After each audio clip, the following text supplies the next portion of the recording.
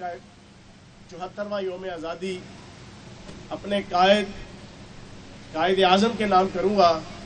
جن کی ویجیلنٹ قیادت، جن کی دور اندیش قیادت، جن کی جرأت مند قیادت، جن کی دیانتدار قیادت کے اندر بر صغیر کی عوام نے پاکستان کا مطلب کیا، لا الہ الا اللہ کا نعرہ لگاتے ہوئے دو قومی نظریے کی بنیاد پہ پاکستان کو حاصل کیا۔ آج کا 74واں یوم آزادی محترم قائد اعظم رحمۃ اللہ علیہ کے نام، آج کا یوم آزادی اس مفکر اسلام کے نام، اس شاعر مشرق کے نام، اس علامہ اقبال کے نام کہ جو اسی شہر کے اندر مدفون ہے، جس نے بر صغیر کے مسلمانوں کو یہ سوچ دی تھی کہ غافل نہ ہو خودی سے، کر اپنی پاسبانی، شاید کسی حرم کا تو بھی ہے آستانہ۔ اس نے خودی کا پیغام دیا اور اسی خودی کے پیغام کی بنیاد پر وہ بر صغیر کے مسلمان کہ جو غلامی کی زندگی، ذلت کی زندگی، رسوائی کی زندگی، ہندوؤں کی اور مختلف دوسری اقوام کی ظلم اور جبر کے تحت اس بر صغیر میں بسر کر رہے تھے، ان کے اندر ایک خودداری پیدا ہوئی اور انہوں نے پھر ایک تحریک قائد اعظم رحمۃ اللہ علیہ کی قیادت میں شروع کی۔ تو آج کا 74واں یوم آزادی علامہ اقبال رحمۃ اللہ علیہ کے نام، آج کا 74واں یوم آزادی چودھری رحمت علی کے نام، جس چودھری رحمت علی نے جوانی کے اندر کہ جب بر صغیر کے اندر بہت سے لیڈر اس بات پہ راضی ابھی نہیں تھے کہ آزاد پاکستان کی بات کی جائے، اس نے 1930 کے اندر ناؤ اینڈ نیور کا ایک کتابچہ لکھنے کے بعد پاکستان کا نام ایجاد کیا اور پاکستان کی تحریک شروع کی۔ اس انقلابی رہنما کے نام آج کا یوم آزادی۔ آج کا یوم آزادی میں اس بیوہ ماں اور اس یتیم بچے کے نام پہ کروں گا۔ بڑی زبردست واقعہ ہے، تحریک آزادی چل رہی تھی 1946 کی گلیوں میں، ہر روز جلوس نکلتا تھا، لے کے رہیں گے پاکستان، بن کے رہے گا پاکستان، پاکستان کا مطلب کیا، لا الہ الا اللہ۔ اسی امرتسر کی گلیوں میں ایک انتہا درجے کی غریب بیوہ عورت تھی، اس کا 5 سال کا ایک توتلا بچہ تھا، یتیم بچہ تھا۔ اس نے ایک دن آ کے اپنی ماں سے ضد کی کہ مجھے بھی وہ جھنڈا بنا کے دو سبز رنگ کا، کہ جو مسلمان ہاتھ میں لے کے وہ مسلم لیگ کا جھنڈا، وہ قائد اعظم کا جھنڈا، مجھے وہ بنا کے دو، میں بھی اپنی گلیوں کے اندر پاکستان زندہ باد کے نعرے لگاؤں گا۔ اس کی بیوہ ماں نے اپنے ٹوٹے پھوٹے ٹرنک میں سے اپنا ایک پھٹا پرانا سبز دوپٹہ نکالا، اس کو ایک ڈنڈے میں پرو دیا، پرونے کے بعد اس کے ہاتھ میں دیا۔ وہ توتلا بچہ گھر سے نکلا امرتسر کی گلیوں میں، سارا دن جھنڈا لے کے رہیں گے پاکستان، بن کے رہے گا پاکستان، پاکستان کا مطلب کیا، لا الہ الا اللہ کے نعرے لگاتا رہا۔ شام کو مغرب کا وقت امرتسر کے اس محلے کے لوگ اس توتلے بچے کی لاش لے کر اس بیوہ ماں کے گھر کا دروازہ کھٹکھٹا رہے تھے۔ دروازہ کھول کے اس بیوہ ماں نے جب اپنے توتلے بچے کی لاش دیکھی تو اس نے پوچھا کہ میرے بچے کا قصور کیا تھا؟ تو بتانے والوں نے بتایا، دیکھنے والوں نے جو دیکھا تھا اس نے بتایا کہ تیرے بچے کا قصور یہ تھا کہ اس نے ہندوؤں کے محلے میں جا کر، سکھوں کے محلے میں جا کر پاکستان کا مطلب کیا، لا الہ الا اللہ کا نعرہ لگایا تھا۔ تیرے بچے کا قصور یہ ہے کہ تیرے بچے نے ہندوؤں کے محلے میں جا کر لے کے رہیں گے پاکستان، بن کے رہے گا پاکستان کا نعرہ لگایا تھا۔ تو آج کا یوم آزادی اس بیوہ ماں کے نام، اس کے یتیم بچے کے نام، اور آج کا یوم آزادی اس عزت مآب، عفت مآب، اس امرتسر کی اس نوجوان مسلمان لڑکی کے نام کہ تحریک پاکستان میں جب پاکستان بننے کا اعلان ہوا، پارٹیشننگ ہو رہی تھی، تو اس کے محلے کے کچھ ہندوؤں نے اس کی عزت اور عصمت کو لوٹنے کی کوشش کی، تو اس نے بھاگ کر دریائے بیاس کی لہروں کے حوالے اپنے آپ کو کیا، اور اس دریائے بیاس کی لہروں میں جب اس کی لاش تیر رہی تھی اور اس وقت وہاں کے ہندو کہکے لگا رہے تھے، لیکن اس کی لاش ان ہندوؤں کو کا मुंह चढ़ा रही थी, इस बयान के साथ, इस अज़म के साथ, इस जुर्रत के साथ, इस वलवले के साथ कि एक यही पहचान थी अपनी, इस पहचान से पहले भी पाकिस्तान की शहरी थी मैं, पाकिस्तान से पहले भी आज का यौम आज़ादी उस इज्जत पाब और उस असमत पाब खातून के नाम। मेरे दोस्तों भाइयों, हमने पाकिस्तान बड़ी मुश्किल से हासिल किया। मेरे बाओ-इजाद ने, आपके बाओ-इजाद ने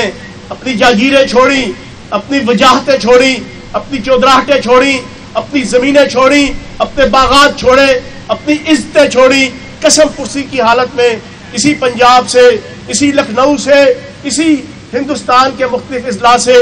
यहाँ पर आए 14 अगस्त 1947 को। क्या मकसद था? मकसद सिर्फ एक था, वो मकसद ये था कि पाकिस्तान बनेगा, पाकिस्तान के अंदर मुसलमानों को दो कौमी नज़रिए की बुनियाद पर, और फिर इस पाकिस्तान के अंदर झंडे के सफेद निशान के मुताबिक जो अक़लियतें रहती होंगी उन्हें भी वो इज्जत, वो वकार, वो एहतराम और वो रोजगार के मौके मिलेंगे कि जो उस वक्त के हिंदुस्तान के अंदर नहीं थे, उस वक्त के हिंदुस्तान में नहीं थे। आज मेरे दोस्तों साथियों, मेरी बहन ने मुझे कहा कि नहीं 74वां नहीं 73वां है, लेकिन अगर 1947 से शुरू करेंगे तो ये 74वां यौम आज़ादी है। तो मेरी आपसे ये गुजारिश है कि आज का यौम आज़ादी वजीर आज़म पाकिस्तान इमरान खान साहब की क़यादत में पूरी दुनिया के सामने एक नक्शा खींच रहा है। 14 अगस्त 1947 को पाकिस्तान आज़ाद हुआ, 15 अगस्त 1947 को इंडिया आज़ाद हुआ। आज का पाकिस्तान ये है कि यहाँ पर अक़लियतों के लिए करतारपुर राहदारी बन रही है। आज का पाकिस्तान ये है कि हिंदुओं के मंदिरों के लिए स्पेशल फंड रखे जाते हैं। आज का पाकिस्तान, वजीर आज़म पाकिस्तान इमरान खान का पाकिस्तानियों का पाकिस्तान ये है कि यहाँ पे चर्चों की इज्जत और वकार और गिरजा घरों की इज्जत और वकार के लिए पाकिस्तान का वजीर आज़म भी, पाकिस्तान का सदर भी, पाकिस्तान की हर पॉलिटिकल पार्टी का लीडर भी, पाकिस्तान की फौज भी, पाकिस्तान की पुलिस भी, पाकिस्तान की इंतजामिया भी, पाकिस्तान का हर शोबा जिंदगी के लोग अक़लियतों की इबादत गाहों से लेके, उनके घरों से लेके, उनके रोजगार से लेके, उनकी इज्जत और वकार तक हर एक की हिफाजत करने के लिए एक टांग पे खड़े होकर जो हम अपनी ड्यूटी देते हैं। यह है आज का पाकिस्तान। दूसरा, आज का हिंदुस्तान, आज का इंडिया, मोदी का इंडिया,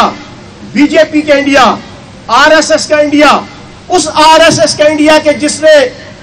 इंडिया के खालिक गांधी को सरेआम गोली मार दिया था। आज इक्तदार उस इंडिया के अंदर उस आरएसएस के नजरियाती पार्टी बीजेपी और इस खित्ते के हिटलर नरेंद्र मोदी के हाथ में है, जहां पर आज का हिंदुस्तान यह है कि राम मंदिर, बाबरी मस्जिद की जगह वहां पर तामीर किया जा रहा है। वहां की अदालतों ने भी जो है वो अपनी एक्सट्रीमिज्म को शो करते हुए वहां पर राम मंदिर तामीर करने का फैसला किया और वहां के 25-30 करोड़ मुसलमानों की दिल आजारी की। आज का हिंदुस्तान यह है कि वहां पर छोटी जात के दलित हिंदू, उनकी इज्जत और वकार और एहतराम का कोई तहफ़्फ़ुज़ नहीं है। आज का हिंदुस्तान यह है कि वहां पर मुसलमान, क्रिश्चियन, पारसी, किसी मजहब के लोगों को और सिखों को किसी किस्म की कोई इज्जत और वकार और एहतराम नाम की चीज नहीं मिलेगी। तो मेरे दोस्तों और भाइयों, हमारा फख्र है,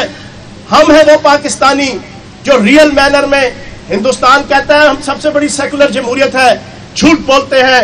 सबसे बड़े मुनाफिक हैं, चाणक्य की सियासत करते हैं,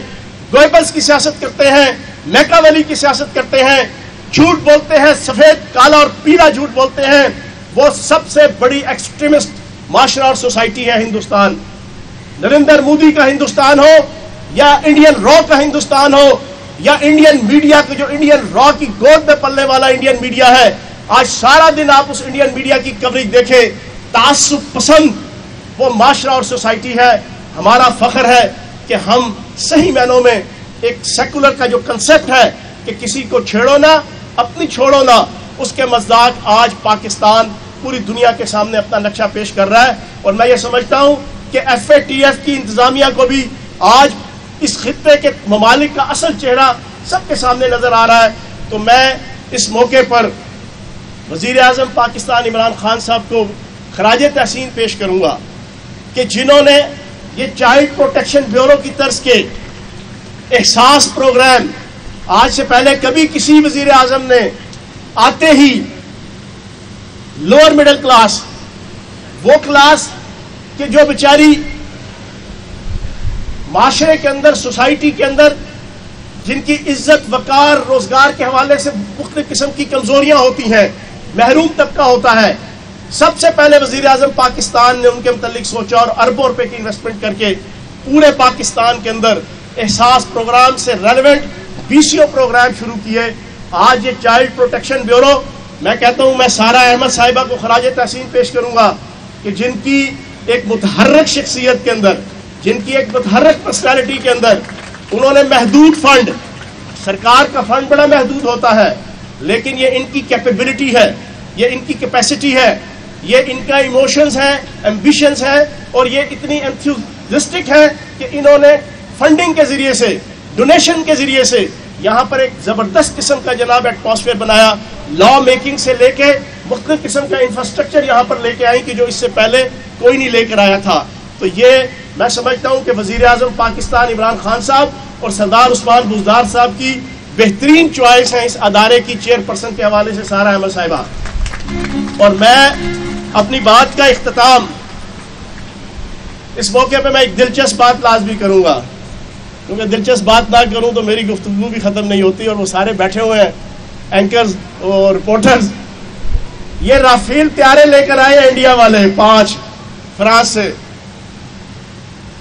اور لانے کے بعد ان کی اٹکیلیاں ختم نہیں ہو رہی، ان کی شوخیاں ختم نہیں ہو رہی. کبھی ان کا کرکٹر ایک جو ہے نا وہ کیا، وہ گوتم گمبھیر پتہ نہیں کیا نام ہے، مجھے تو ان کا نام بھی نہیں پتا، کبھی وہ ٹویٹ کر رہا ہے وہ 5 طیارے اڑتے ہوئے کہ جناب ہن پتہ نہیں اس خطے میں کیا ہو جائے گا. کبھی ان کا کوئی فنکار، کبھی کوئی گلوکار، کبھی کوئی اداکار، کبھی کوئی آریہ گورف ہے کہ ان کا سابق ڈائریکٹر انتہائی متعصب قسم کا را کا، کبھی وہ ٹویٹ کرتا ہے. تو میں نے وہ انڈین را کے اس نے ٹویٹ کیے نا طیاروں کے ساتھ کہ جناب اب ہم بڑے پاورفل ہو گئے، تو میں نے اس کو ٹیگ کر کے ری ٹویٹ کیا آج سے 4 دن پہلے. میں نے کہا میجر گورف آریہ، ٹھیک ہے تم نے 5 طیارے لے لیے رافیل طیارے، لیکن ایک بات یاد رکھنا، ان کو پاکستان کی طرف مت بھیجنا. اگر پاکستان کی طرف بھیجو گے تو 27 فروری 2019 کو پاکستان کے شاہینوں نے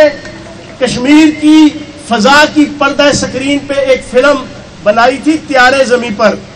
تمہاری بالی ووڈ نے فلم بنائی تھی تارے زمیں پر.